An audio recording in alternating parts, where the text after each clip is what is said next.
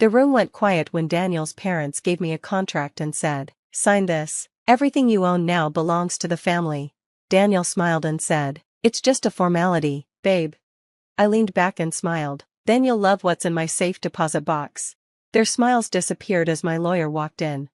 I met Daniel 6 years ago in Chicago. I was in my late 20s, focused on building my career in real estate. I flipped houses, made smart investments, and built a stable, comfortable life. Daniel seemed wealthy and confident. He wore designer clothes and had all the newest gadgets. His parents, William and Eleanor, acted like they were from old money. Their huge house was filled with antiques and family portraits. But something always felt off. They made comments like, "You're lucky to join our family," and, "You must be happy to have this kind of stability." It felt like they assumed I needed their help. Daniel had red flags too. He borrowed money and didn't pay it back. He once asked me to put my name on a house for tax reasons. I said no, but I let a lot of things slide. Then came the dinner at his parents' house. We'd been married for 2 years. Family dinners weren't unusual, but that night felt strange. His parents looked smug, and Daniel seemed excited. Halfway through the meal, William handed me a thick contract. "We're thinking about the future," Eleanor said. "This will help keep the family strong."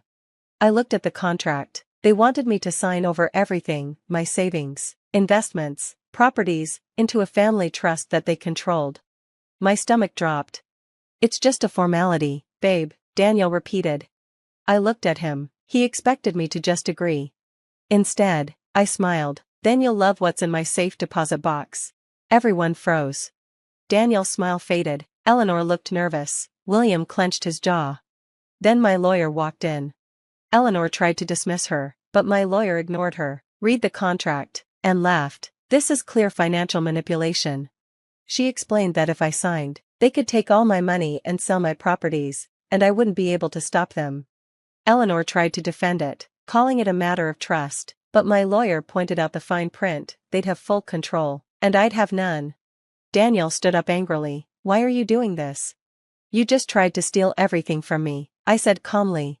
Eleanor acted sweet and innocent, saying they were just trying to protect me. I didn't respond. William got impatient. "Let's be adults and move on." I couldn't help but laugh. "Like adults who try to steal from family?" Then Eleanor said something shocking. "I guess you're not interested in the inheritance, then?" My head snapped toward her. "Inheritance?" Daniel shot her a warning look, but it was too late.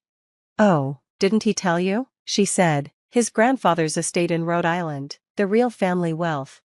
My lawyer and I realized, this wasn't just about my money, it was about theirs too. Eleanor hinted that if I didn't play along, I wouldn't get a share of the inheritance.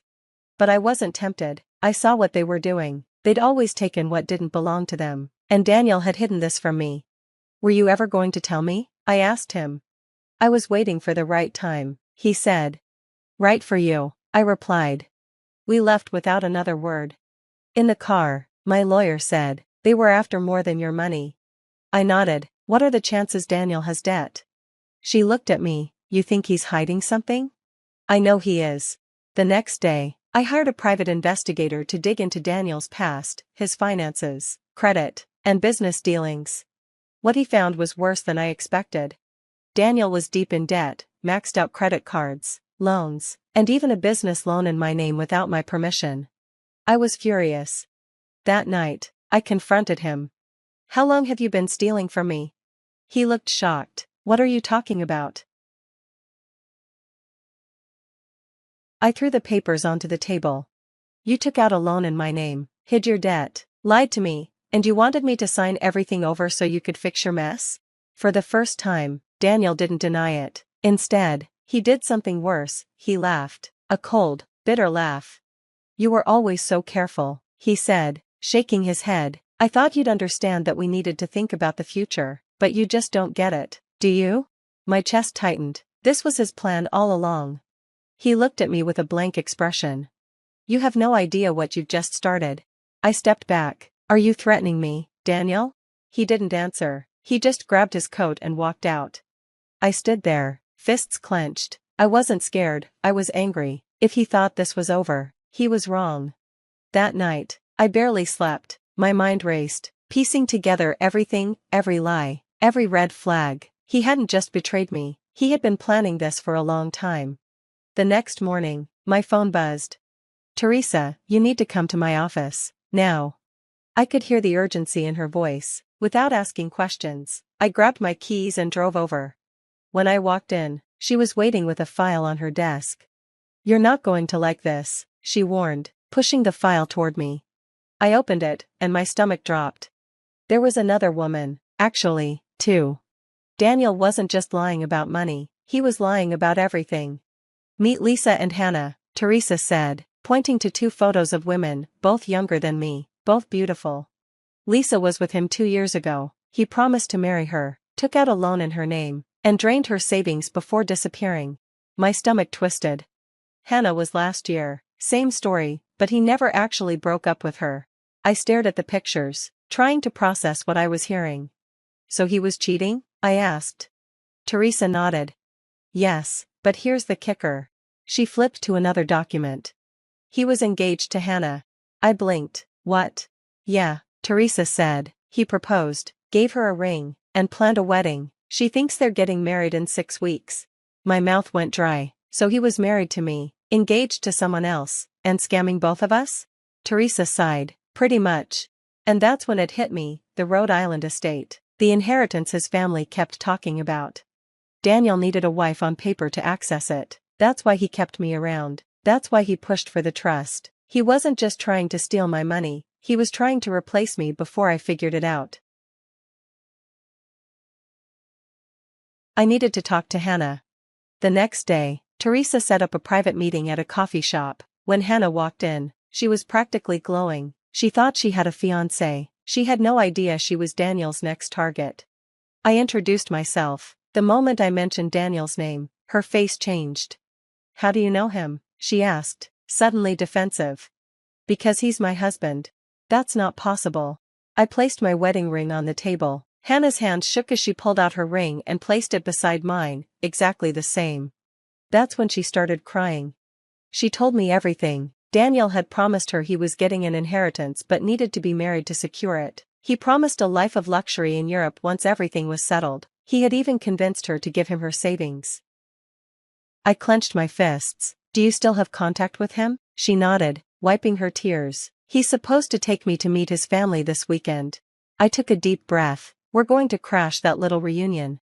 Hannah agreed to go along with the plan. We didn't tell Daniel we knew. Instead, she kept playing the part of the excited fiancé, texting him and keeping the engagement moving forward.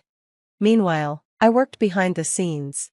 I hired a forensic accountant to dig into Daniel's finances. It turned out he had a hidden offshore account where he'd been moving money. The debts I found earlier were just the start. Then, I looked into his parents. The Rhode Island estate wasn't legally theirs yet. The probate process was messy, and they needed a stable heir to gain control. A stable, married heir. Daniel was supposed to be that person, but now, I had everything I needed to destroy his plan. The night of the family dinner came quickly. Daniel thought he was bringing his naive fiancée to meet his loving parents. Instead, he was about to get the shock of his life. Hannah and I arrived together. I walked in first. Daniel's parents were already seated at the grand dining table, sipping wine like royalty. Eleanor's face twisted in confusion when she saw me. "What are you doing here?" she snapped. I smiled. I wouldn't miss family night for anything. Daniel walked in behind me, arm in arm with Hannah. He froze, his face drained of color, panic settling in as he searched for a way out. "Babe," he said, forcing a smile at Hannah, "why is she here?" Hannah crossed her arms. "You tell me." Silence. His mother stood abruptly. "This is ridiculous. I won't have this drama at my table." I laughed. "Oh, trust me, you'll want to hear this." I turned to Teresa, who was standing quietly by the doorway. "Would you like to begin?" She stepped forward and pulled out her files. "Let's start with fraud," she said, flipping to the first page, "and then we'll get to bigamy." The room erupted. Eleanor gasped. William slammed his glass down. Hannah threw her engagement ring at Daniel. Daniel just sat there, staring at me with pure, unfiltered hatred. He knew I had destroyed him. And the best part? I wasn't finished yet. Silence filled the room, not the kind of silence where people are thinking, but the kind before a bomb goes off. Daniel gripped the table so hard his knuckles turned white. His mother's face twisted in horror and fury. her mouth opening and closing like she wanted to scream but couldn't find the words. His father just stared ahead, the weight of everything sinking in. Fraud? Eleanor spat, regaining her voice. This is absurd. Where did you even get these ridiculous claims? Teresa, calm as ever, placed a thick folder on the table and slid it toward them. It's all in there, she said simply. Bank records, loan documents, forged signatures, and she reached for another paper, proof that Daniel took out a business loan under his wife's name without her knowledge. That alone is a felony. Daniel flinched. Eleanor slammed her hand on the table. This is a family matter, she snapped. No, I said, my voice steady. This stopped being a family matter the moment you tried to steal from me. This is a legal matter now. Hannah spoke up. And what about the bigamy? She demanded, because last time I checked, I was engaged to a single man, not some lying, married scam artist. Daniel stood up. Hannah, he said, trying to stay calm, I can explain. She laughed bitterly. Oh, I'd love to hear this. He exhaled, running his hand through his hair. Okay, fine, he muttered. Yes, I was seeing you while still married, but it wasn't what you think. He gestured at me without looking. My marriage to her was over long ago. We were just dragging things out. I scoffed. Dragging things out? You tried to trick me into signing over my entire net worth. Sounds pretty active to me. Hannah's eyes narrowed. So everything you told me was a lie? The future? The wedding? Her voice broke. You told me I was the one. For a moment, something flickered in Daniel's eyes. Regret. Panic. It was hard to tell. I meant it, he said. I wanted us to have a future. Hannah. While you were still married? She snapped. No answer. Eleanor, still fuming, turned to me. You set this up, she accused. You're trying to ruin us. I laughed. Ruin you? You did that yourselves. I just put the truth on display. Daniel, quiet for too long, finally spoke. You think you've won, he said, his voice low. Everyone turned to look at him. He wasn't panicked anymore, he was angry. You act like you're the victim here, he growled, eyes locked on me. But let's be honest, this was always about power for you. You liked feeling superior. You liked keeping everything locked away. So I had to come to you for money. I raised an eyebrow. That's an interesting way to describe me protecting my finances from a compulsive liar. His nostrils flared. You never trusted me. You never gave me a reason to. I was your husband, he exploded, slamming his fist onto the table so hard the glasses rattled. You were supposed to stand by me, not turn on me like this. Hannah took a step back. Eleanor looked shaken. William, for the first time that night, spoke. Sit down, he ordered. His voice was quiet, but the authority in it was unmistakable.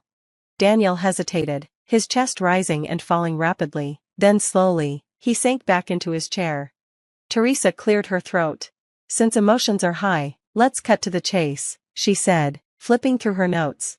She held up a document. Hannah has already reported the fraud regarding the money taken from her. That's one charge against you, Daniel. His jaw clenched. Second, Teresa continued, we've already spoken to law enforcement about the fraudulent business loan, and considering the forged signature, that's another charge. Eleanor gasped. You went to the police? Of course, I said, staring directly at Daniel. Did you really think I was just going to let you walk away? His hands curled into fists. Third, Teresa went on, completely unfazed. The Rhode Island estate, that inheritance you were banking on, it seems probate. Court has some interesting information about how deep in debt this family really is. William's head snapped up. What are you talking about? Teresa smiled. Oh, you didn't know? Your assets are frozen. The air shifted. Eleanor's face drained of color.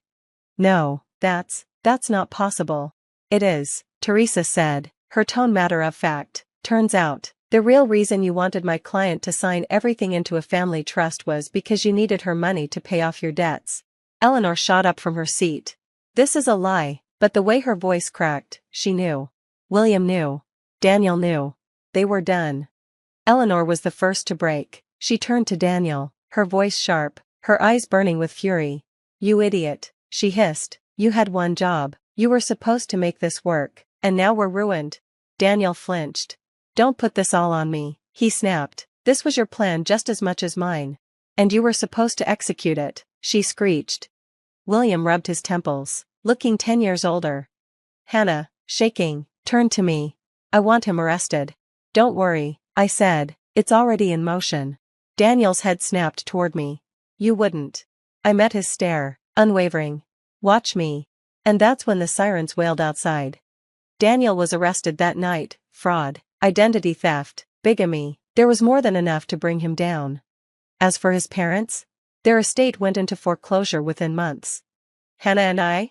We went out for drinks the next day and toasted to the fact that we had burned them to the ground. Some people say revenge isn't worth it. I disagree. Sometimes, revenge is exactly what's needed.